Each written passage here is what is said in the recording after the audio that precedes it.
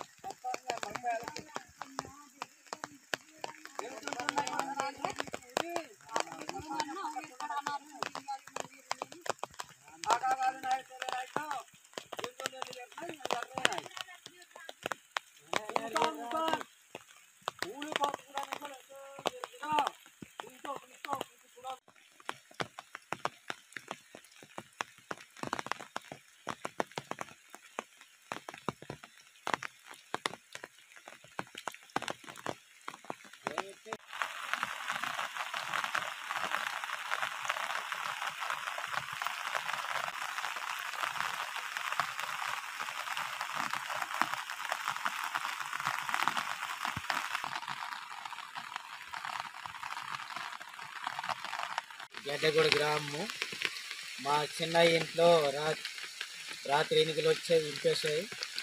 తర్వాత బియ్యము, జొన్నలు, గంటలు, కూరలు ఇదే పండించి మేము తిన్నవి అది నాశనం చేసాయి సార్.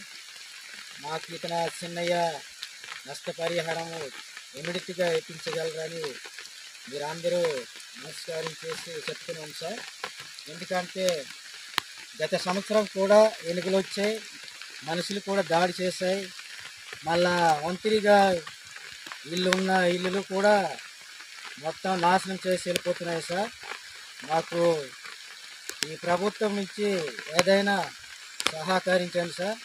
మేము గెడ్డగూడ గ్రామము, జడ పంచాయతీ, కురుపాం మండలం, పార్తిపురం మన్యం జిల్లా చెంది ఉన్నాము. ఎస్టీ సౌర కులము. మీరు మిడతకు మాకు సహకరించండి సార్.